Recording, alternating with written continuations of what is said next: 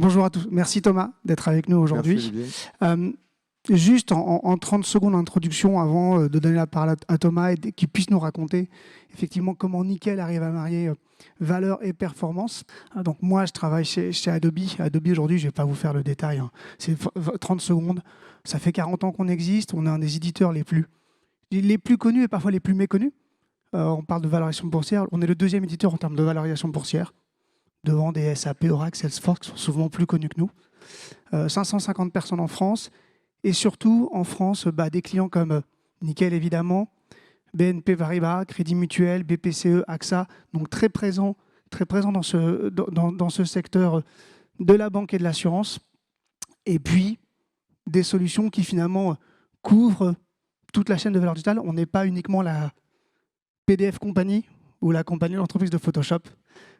Toute une série de solutions qui finalement servent à gérer les campagnes marketing, gérer des sites, capturer de la donnée, créer des segments, et puis travailler sur la performance, améliorer la performance digitale des entreprises avec lesquelles on travaille.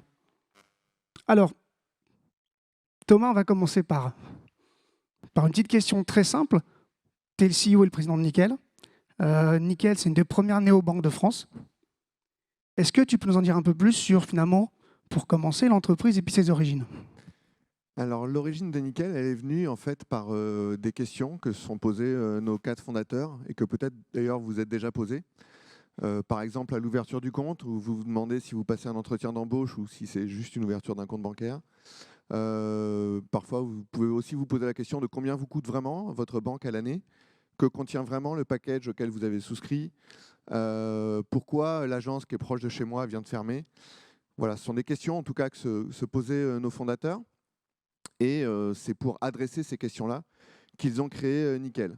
Notamment, donc, ces 4 fondateurs que vous voyez là dessinés, en fait, ils avaient des origines très diverses et ils avaient peu d'expérience bancaire. Donc, ils ont essayé d'apporter une réponse très originale à ces questions-là. Ils étaient notamment choqués que ouvrir un compte bancaire, ça puisse être difficile pour une partie de la population. Et donc, ils ont voulu vraiment simplifier et démocratiser l'accès à la banque. Donc, comment ils l'ont fait? Ils l'ont fait en proposant une offre qui est très simple. C'est un compte bancaire, une carte, un relevé d'identité bancaire disponible en 5 minutes dans un bureau de tabac. Alors, ça résonne un peu avec la Banque Postale, qui a dit la même chose dans les bureaux de poste. Mais Nickel a été lancé donc, il y a 8 ans, en 2014. Et avec votre compte Nickel, vous pouvez encaisser vos revenus et puis gérer toutes vos dépenses du quotidien. Donc, vous pouvez payer par carte en magasin, sur Internet, partout dans le monde. Vous pouvez déposer des espèces dans nos points de vente partenaires, donc dans les bureaux de tabac. Vous pouvez retirer des espèces dans les bureaux de tabac ou dans n'importe quel distributeur dans le monde entier. Vous pouvez recevoir ou émettre des virements. Vous pouvez payer vos factures par prélèvement. Vous pouvez également déposer des chèques sur un compte Nickel, ce qui est une proposition assez originale pour une néobanque, entre guillemets. Vous pouvez également envoyer de l'argent partout dans le monde et instantanément avec un partenariat que nous avons avec Monisnap, qui est dans la salle d'ailleurs, et RIA Money Transfer. Voilà, donc on a développé une offre très complète qui permet à tout le monde de gérer son argent au quotidien. On l'a fait en développant des valeurs très fortes qui sont universalité, simplicité, utilité et bienveillance. Et avec cette offre-là et ces valeurs que je viens de citer, Nickel a rencontré un succès populaire assez incroyable puisque nous avons aujourd'hui en France plus de 2,6 millions de clients qui nous ont fait confiance depuis l'origine. Alors, si on s'arrête un peu justement sur ces valeurs, ces 4 valeurs que tu viens de citer, comment vous arrivez à les faire vivre au quotidien avec la logique aussi, qui est une logique de performance, forcément, comme toute entreprise? Ouais, alors ces valeurs, d'abord, elles n'ont pas changé depuis l'origine du projet et on les garde précieusement. C'est notre ADN et tous les projets que l'on mène, on les passe au filtre de ces valeurs. Donc la première, c'est l'universalité. L'universalité, ça veut dire que non seulement on accueille un public très très large, y compris ceux qui sont exclus du système bancaire traditionnel, et on traite tous nos clients de la même façon. C'est-à-dire que nos clients ne sont pas segmentés, ni en fonction de leurs revenus, ni de leur patrimoine.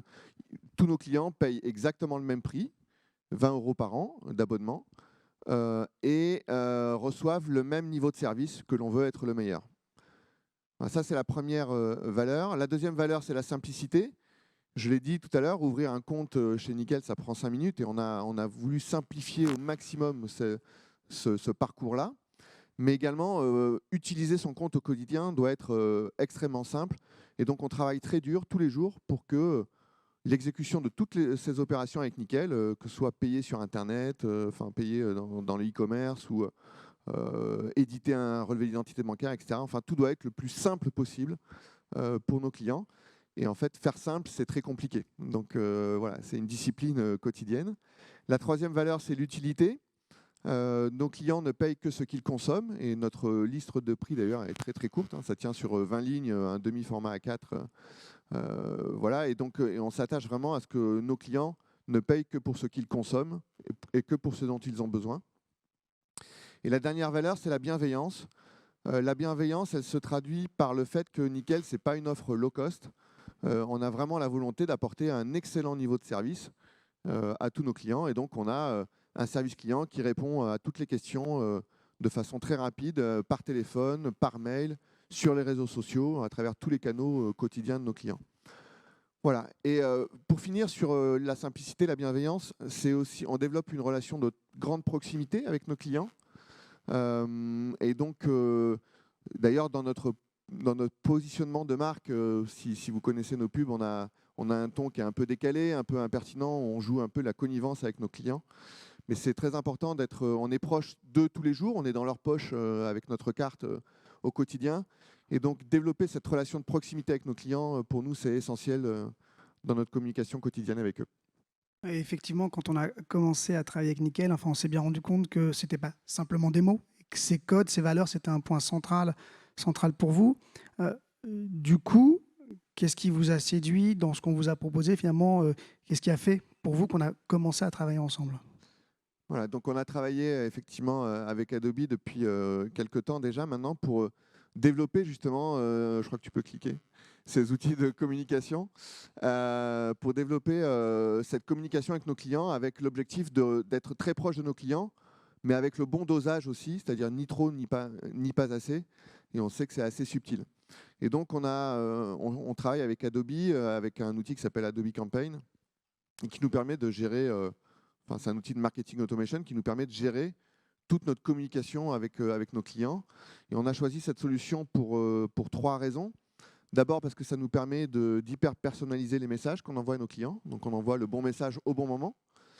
La deuxième raison, c'est que c'est un outil qui est scalable à l'international. Nickel est en train de se développer à l'international, j'en dirai un mot tout à l'heure. Mais du coup, quand on se développe maintenant avec cet outil, on a immédiatement 100% de nos canaux de communication avec les clients qui sont disponibles. Et puis la troisième raison, c'est que ça nous permet aussi justement de doser la communication avec nos clients, c'est-à-dire éviter de surcharger nos clients de mails ou de notifications, et vraiment d'adopter parfaitement le bon dosage et d'éviter cette sursollicitation. Et donc, on gère combien de communications on a envoyé à nos clients et on essaye de limiter cette pression. Et un outil comme celui-là nous permet de le faire de façon très agile. Alors, tu fais la transition effectivement avec ce qu'est la dernière question. Ce sera peut-être l'avant-dernière, on va voir en fonction du temps, hein. Tu l'as dit, international. Mais au global, demain, finalement, c'est quoi les enjeux de Nickel? C'est quoi vos ambitions? Alors, nos ambitions, on les avait annoncées il y a quelques temps déjà, dès 2019. Et on est un peu en avance sur nos objectifs. Donc, le premier objectif, c'était de continuer à accélérer en France. Donc, je l'ai dit, on a 2,6 millions de clients aujourd'hui. L'objectif, c'était d'en avoir 4 millions à la fin de 2024. On sera probablement un peu au-dessus, probablement à 4,5 millions au rythme où l'on va aujourd'hui. La deuxième ambition, c'est de créer une plateforme européenne. Donc Nickel, c'est un énorme succès en France, mais on a la conviction que le besoin que l'on couvre, il est assez universel lui aussi, et que partout en Europe, on a des populations qui sont peut-être plus éloignées de la banque et sur lesquelles on peut apporter une solution. Et donc, on se développe en Europe. On a créé notre activité en Espagne il y a un an. Et on a un démarrage qui est similaire au démarrage qu'avait eu Nickel en France en 2014. Donc, on est très heureux. On va ouvrir notre activité en Belgique lundi. C'est une annonce avec tambour et trompette en Belgique lundi. On va ouvrir également au Portugal le mois prochain et puis en Allemagne dans un an. Et on vise au total une présence dans 8 pays à l'horizon 2025. Voilà, et puis peut-être la dernière frontière aussi, c'était la question qui a été posée sur la précédente table ronde.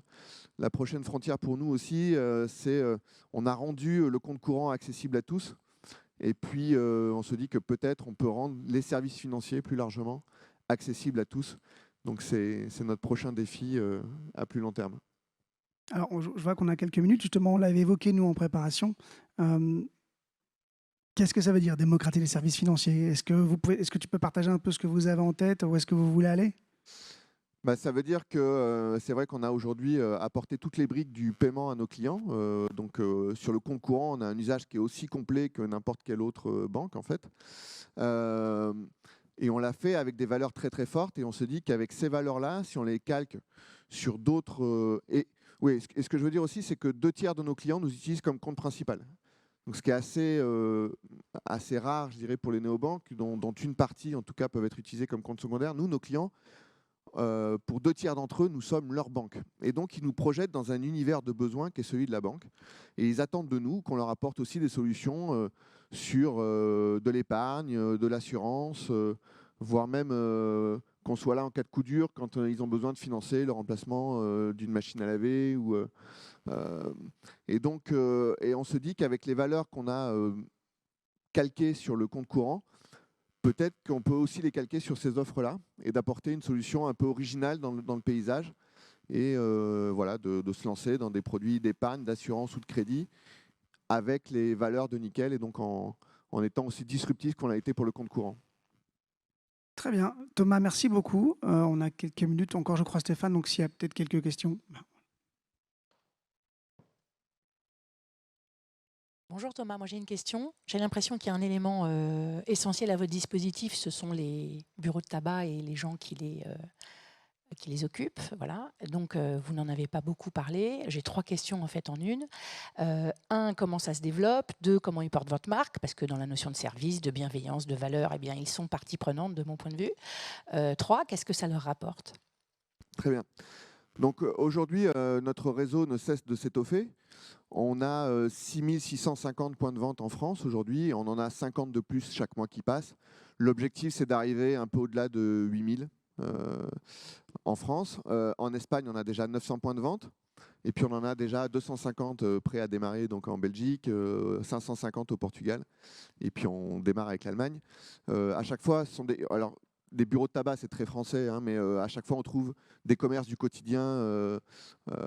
Voilà. Alors, d'abord, ce sont des commerces très populaires. Il faut savoir qu'en France, chaque jour, il y a 10 millions de personnes qui poussent la porte d'un bureau de tabac. Donc, ce sont des commerces du quotidien très populaires et qui, à travers ça, véhiculent bien les valeurs de Nickel.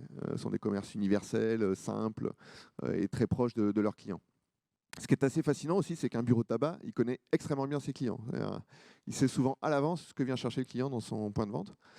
Donc, il y a une grande proximité avec eux. Et alors, pourquoi les bureaux de tabac, donc pourquoi de plus en plus de bureaux de tabac nous rejoignent et pourquoi ils nous font confiance? D'ailleurs, je rappelle que la Confédération des buralistes en France est actionnaire de Nickel, hein, à hauteur de 5%. Donc, pourquoi ils ont choisi, ils nous ont fait confiance très tôt et pourquoi on se développe? Pour 3 raisons. D'abord, le bureau de tabac, l'activité du tabac ou de la presse écrite sont des activités qui sont plutôt en déclin et donc sont des commerces qui ont besoin de se transformer.